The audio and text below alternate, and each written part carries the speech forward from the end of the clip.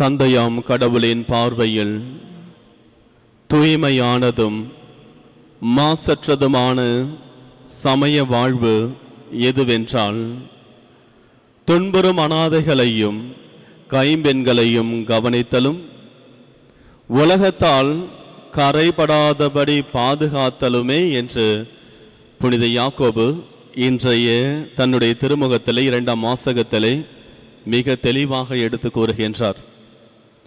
தந்தையாம் கடவுளுடைய பார்வையில் எது ஒரு உண்மையான சமயம், தூய்மையானதும் மாசற்றதுமான சமயம் எதுவென்றால், எங்கே எந்த சமயத்திலே மக்கள் துன்புறுகின்றவர்களையும் அனாதைகளையும் கைம்பெண்களையும் பாதுகாக்கின்றார்களோ, மேலும் இந்த உலகத்தால் கரைபடாதபடி தங்களையே பாதுகாத்துக் கொள்கிறார்களோ, அதுதான் உண்மையான சமயம் என்று குறிப்பிடுகின்றார்.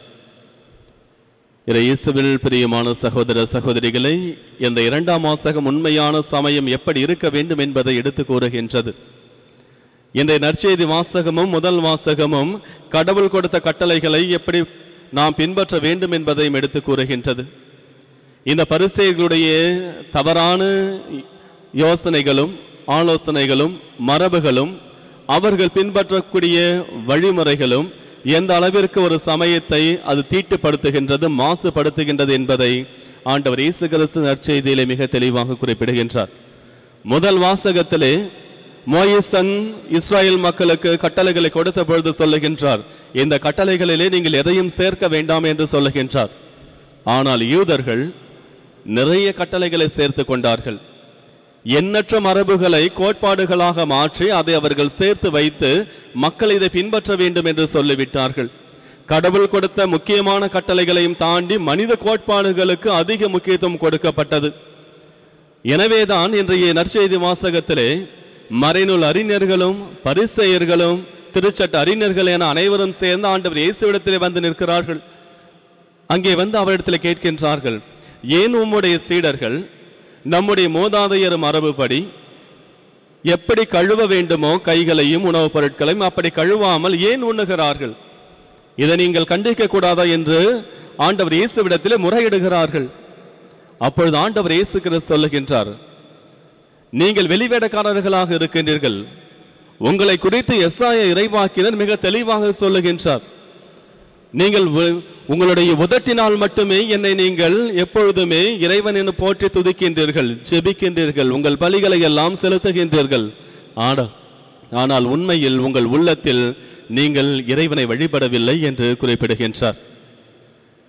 இயேசுவில் பிரியமான சகோதர சகோதரிகளே, இந்த உண்மையான சமயம் எப்படி இருக்க வேண்டும் என்பதை எசாயா இறைவாக்கினர் 1ஆவது அதிகாரம் நீங்கள் 11வது வசனத்திலிருந்து எடுத்து வாசித்தீர்கள் என்றால் இன்னும் அழகாக கொடுக்கப்பட்டிருக்கின்றது. கடவுள் இஸ்ரேல் மக்களை பார்த்து கேட்கின்றார், எனக்கு எதற்கு உங்களுடைய பலிகள்? நீங்கள் பலிகளை எல்லாம் கொண்டு வந்து எனக்கு செலுத்துகிறீர்கள், அது எனக்கு எதற்கு என்று கேட்கின்றார். நீங்கள் வெள்ளாட்டு கிடாக்களையும் மற்ற கொழுத்த விலங்குகளுடைய கொழுப்புகளையும் கொண்டு வந்து எனக்கு நீங்கள் காணிக்கையாக பலியாக செலுத்துகிறீர்கள், எனக்கு அவை போதும் என்று ஆகிவிட்டன, அவை எனக்கு தேவையே கிடையாது என்று சொல்லுகின்றார். அதை தொடர்ந்து சொல்லுகின்றார், உங்களுடைய காணிக்கைகளோடு நீங்கள் என்னுடைய இல்லத்திற்கு வர வேண்டும் என்று சொன்னது யார்? நான் உங்களை சொன்னேனா? நீ என்னுடைய இல்லத்திற்கு வருகின்ற பொழுது காணிக்கைகளோடு தான் என்னை வந்து நீ வழிபட வேண்டும் என்று நான் உன்னை கூப்பிட்டேனா என்று கேட்கின்றார். என்னுடைய இல்லத்திற்கு வருகின்ற பொழுது இவற்றையெல்லாம் கொண்டு வர சொன்னது யார் என்று கேட்கின்றார். தொடர்ந்து சொல்லுகின்றார், நீங்கள் ஒழுங்கினமாக செய்யக்கூடிய எந்த வழிபாடும், அமாவாசை ஜப கூட்டங்களும் ஓய்வு நாள் கூட்டங்களும் திருவிழாக்களும் எனக்கு தேவையற்றது, அவை எனக்கு அருவருப்பாக இருக்கின்றது என்று சொல்லுகின்றார். ஒழுங்கினமாக நாம் செய்யக்கூடிய எந்த வழிபாடாக இருந்தாலும், அது எந்த ஜப கூட்டங்களாக இருந்தாலும் அது எனக்கு அருவருப்பாக இருக்கின்றது என்று குறிப்பிடுகின்றார். உங்களுடைய கைகள் எல்லாம் இரத்த கரைகளாக இருக்கின்றன. இந்த இரத்த கரைகளோடு நீங்கள் என்னிடத்திலே வந்து ஜெபிக்கின்ற பொழுது எப்படி நான் உங்களுடைய ஜெபங்களை கேட்பேன்? நான் உங்களுக்கு பாராமுகத்தினாய் இருப்பேன், நான் உங்களுடைய ஜெபங்களை கேட்க மாட்டேன், உங்களை ஆசீர்வதிக்க மாட்டேன் என்று குறிப்பிடுகின்றார். கடைசியிலே 17வது வசனத்திலே சொல்லுகின்றார், எனவே நீங்கள் தீமையை விட்டுவிட்டு நன்மையை செய்ய கற்றுக்கொள்ளுங்கள்.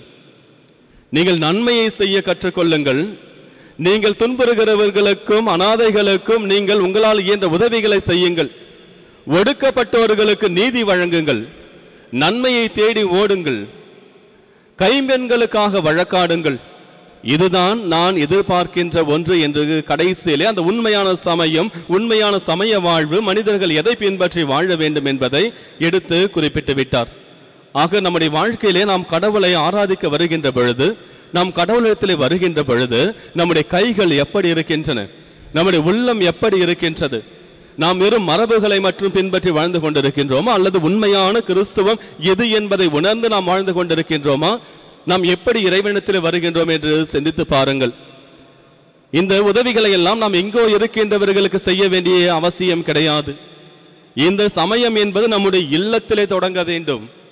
நாம் எங்கே வாழ்ந்து கொண்டிருக்கின்றோமோ அங்கேதான் இது தொடங்க வேண்டும்.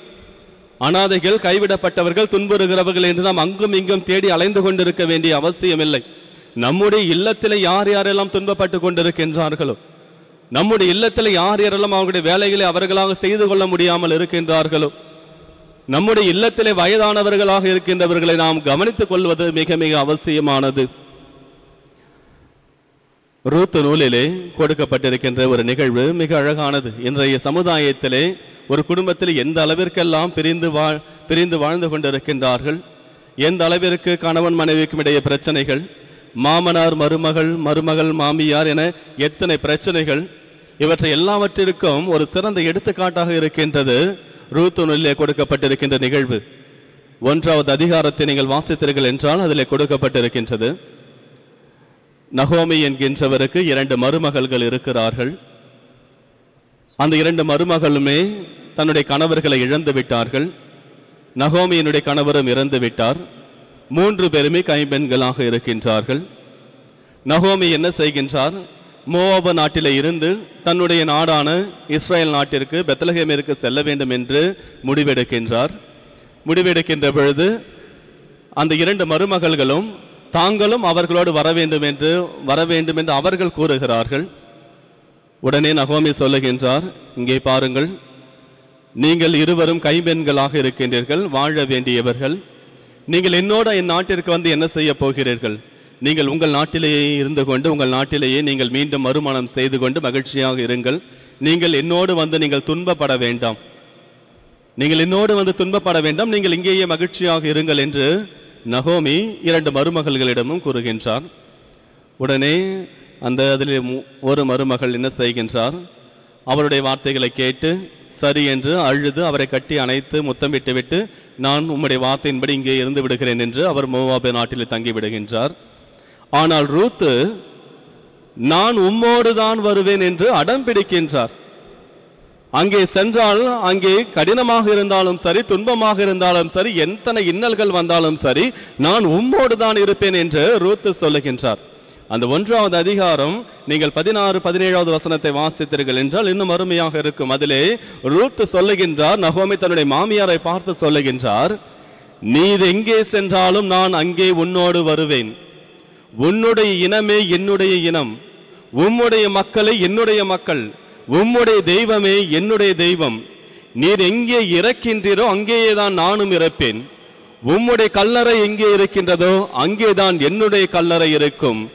இறப்பிலும் கூட நான் உம்மை விட்டு பிரிய மாட்டேன் என்று மிக அழகான ஆணித்தரமான அந்த வார்த்தைகளை நகோமியிடத்திலே சொல்லுகின்றார். அந்த வார்த்தைகளை பாருங்க. நீர் எங்கு சென்றாலும் நான் உன்னோடு வருவேன். அது எந்த இடமாக இருந்தாலும் சரி, நீ எங்கே சென்றாலும் உன்னோடு இருப்பேன். உன்னுடைய துன்ப வேலையிலே உன்னை விட்டு நான் செல்ல மாட்டேன். உம்முடைய இனம் தான் என்னுடைய இனம், உம்முடைய மக்கள் தான் என்னுடைய மக்கள், உம்முடைய கடவுள் தான் என்னுடைய கடவுள். நீர் எங்கே இறக்கின்றாயோ அங்கேயே நானும் உன்னோடு இறப்பேன். உம்முடைய கல்லறை எங்கே இருக்கின்றதோ அங்கேதான் என்னுடைய கல்லறையும் இருக்கும். என்னுடைய இறப்பினாலும் கூட நான் உம்மை விட்டு பிரிய மாட்டேன் என்று சொல்லுகின்றார். இயேசுவில் பிரியமான சகோதர சகோதரிகளை, இறைவன் அவர்களை மிகுந்த அளவில் ஆசீர்வாதம் கொடுக்கின்றார். ஆசீர்வாதம் ரூத்திற்கு கொடுக்கப்பட்டது ஏராளமானது. அதுதான் இன்று கடவுள் நம்மை பார்த்து சொல்லுகின்றார், சமய வாழ்வு என்பது இதுதான். ஒரு குடும்பத்திலே அந்த சமய வாழ்வு தொடங்க வேண்டும். உமது குடும்பத்திலே யாராவது துன்பப்பட்டு கொண்டிருக்கின்றார் என்றால், அது அண்ணனாக இருந்தாலும் சரி, தம்பியாக இருந்தாலும் சரி, அல்லது மாமனாராக இருந்தாலும் சரி, மாமியாராக இருந்தாலும் சரி, அல்லது யாராக இருந்தாலும் சரி, உம்முடைய பெற்றெடுத்த பெற்றோர்களாக இருந்தாலும் சரி, அவர்களுக்கு உம்முடைய பணிவிடையை நீ செய்ய வேண்டும். அதுதான் உண்மையான சமய வாழ்வு. எங்கேயோ சென்று வாழ்ந்து கொண்டிருப்பது அல்ல என்று குறிப்பிடுவதுதான் இன்றைய வாசகங்கள். ஆனா யோசிச்சு பாருங்க என்ன நடக்குதுன்னு சொல்லிட்டு. அந்த பேர்லேயே மருமகன் மருமகள் அப்படின்னு இருக்குது. அப்படின்னா அவங்க மற்றொரு மகன் மற்றொரு மகள். ஆனா உண்மையிலுமே அவ்வாறு நடந்து கொள்கிறார்களா? திருமணம் ஆன உடனேயே தனி கொடுத்தன வேண்டும் என்று சொல்லுகிறார்கள். அதில் தவறு இல்லை. நீங்கள் தனியாக சென்று வாழ்வதிலே தவறு கிடையாது. ஆனால் உங்களுடைய தாய் தந்தையரையும் உங்களுடைய மாமனார் மாமியாரையும் பார்த்து கொள்வது உங்களுடைய கடமை என்பதை மறந்து விடாதீர்கள். நீங்கள் தனியாக சென்று வாழ்வது தவறல்ல, ஆனால் அவர்களை பார்த்து கொள்வது உங்களுடைய மிக அத்தியாவசியமான மிக முக்கியமான கடமை. அதை நீங்கள் தவற விட்டு விட்டீர்கள் என்றால் நீங்கள் சரியான சமயத்திலே இல்லை, சரியான சமய வாழ்வு வாழவில்லை, கடவுளுக்கு ஏற்ற வாழ்க்கை வாழவில்லை. உங்களுடைய வீட்டிலே வயதானவர்களால் வேலைகளை செய்ய முடியவில்லை என்றால் அவர்களுக்கு பணிவிடை செய்ய நீங்கள் கடமைப்பட்டிருக்கிறீர்கள். வயதான நோய்வாய்ப்பட்டிருக்கின்றவர்களுக்கு தேவையான பணியை செய்ய நீங்கள் கடமைப்பட்டிருக்கின்றீர்கள். நீங்கள் செய்கின்ற ஒவ்வொரு கடமையும், நீங்கள் செய்கின்ற ஒவ்வொரு பணியையும், நீங்கள் யார் யாரெல்லாம் துன்பத்தில் இருக்கின்றார்களோ உங்கள் வீட்டிலே இருக்கின்ற வயதான தாத்தா பாட்டிகளை நீங்கள் பார்த்து கொள்கின்றீர்கள் என்றால் அதற்கு கிடைக்கக்கூடிய ஆசீர்வாதம் எல்லையற்றது. உங்கள் வீட்டிலே வயதான தாத்தா பாட்டிகள் உடனெல்லாம் குன்று இருக்கின்ற பொழுது அவர்களை நீங்கள் பார்த்து கொள்கிறீர்கள் என்றால், அவர்களுக்கு தேவையான அனைத்து பணிவிடைகளையும் செய்கின்றீர்கள் என்றால் அதுதான் ஒரு உண்மையான வாழ்வு. அந்த வாழ்க்கைக்காக இன்று கடவுளுடைய ஆசீர்வாதம் ஏராளமானதாக இருக்கும். அதை விட்டுவிட்டு நாம் வெறுமனை கோவில்களிலே இறைவனை நாம் தரிசிப்பதால் மட்டும் இறை ஆசிரியை பெற முடியாது. இதுவும் தேவைதான். ஆனால் நாம் செயல்களை காட்ட வேண்டும் என்பது மிக முக்கியமானதாக இருக்கின்றது. இதை ஆண்டவர் இயேசு கிறிஸ்து மத்தேயு நற்செய்தி 7வது அதிகாரம் 21வது வசனத்திலே சொல்லுகின்றார், என்னை நோக்கி ஆண்டவரே ஆண்டவரே என அழைப்பவரெல்லாம் விண்ணரசுக்குள் செல்ல முடியாது, மாறாக என் தந்தையினுடைய திருவுளத்தை யார் நிறைவேற்றுகிறார்களோ அவர்கள் தான் விண்ணரசுக்குள் செல்ல முடியும் என்று சொல்லுகின்றார். இந்த 2ஆம் வாசகத்தில் சொல்லப்பட்டிருக்கின்றது, தந்தையாகிய கடவுளுடைய விருப்பம் எதுவென்றால் நீங்கள் இந்த துன்பத்தில் இருக்கின்றவர்களையும் இந்த கைம்பெண்களையும் ஒடுக்கப்பட்டவர்களையும் நீங்கள் பாதுகாக்க வேண்டும். உங்களுடைய கைகள் கரைபடாதபடி பார்த்துக் கொள்ள வேண்டும் என்று சொல்லுகின்றார். நீங்கள் செய்கின்ற இந்த ஒவ்வொரு சிறு சிறு செயலும் தான் நம்மை இறைவனிடத்தில் இட்டு செல்லும். மத்தேயு நற்செய்தி 25வது அதிகாரம் 35வது வசனத்திலே கடைசி தீர்வையின் போது ஆண்டவர் இயேசு கிறிஸ்து நம் ஒவ்வொருவரையும் பார்த்து கேட்கக்கூடிய கேள்விகள்: நான் பசியாக இருந்தேன், எனக்கு உணவு கொடுத்தாயா? நான் தாகமாயிருந்தேன், எனக்கு தண்ணீர் கொடுத்தாயா? நான் ஆடையின்றி இருந்தேன், எனக்கு ஆடை அணிவித்தாயா? நான் நோயுற்று இருந்தேன், என்னை நீ பார்த்து கொண்டாயா? நான் சிறையில் இருந்தேன், என்னை காண வந்தாயா என்று ஆண்டவர் நம்ம ஒவ்வொருவரையும் பார்த்து கேட்பார். அப்படி கேட்கிறப்ப எங்கோ ஒரு மூலையில் இருக்கிறவங்க அவங்களுக்கு நீங்கள் பணிவிடை செய்யலாம் சொல்லி வராது. உங்கள் வீட்டில் உங்கள் பக்கத்தில் யார் யாரெல்லாம் இதெல்லாம் இல்லாமல் இருந்தாங்களோ, உங்கள் வீட்டுக்குள்ளே யார் யாரெல்லாம் இதெல்லாம் இல்லாமல் இருந்தாங்களோ அவர்களுக்கு நீங்கள் செய்யவில்லை என்பதை தான் ஆண்டவர் சுட்டி காட்டுவார். உன்னுடைய வீட்டிலே நோய்வாய்ப்பட்டு அவதிப்பட்டு கொண்டிருந்தவரை நீ பார்த்து கொண்டாயா? கஷ்டப்பட்டு கொண்டிருந்தவருக்கு ஆறுதலாக இருந்தாயே என்று கேட்பார். நம்முடைய இந்த சமய வாழ்வு, தூய்மையான மாசற்ற சமய வாழ்வு தொடங்க வேண்டியது நமது இல்லத்திலே நம்மோடு வாழ்ந்து கொண்டிருப்பவர்களோடு. அதற்கான ஆசீர்வாதத்தை கடவுள் ஏராளமாய் நமக்கு பொழிவார். ஆமேன்.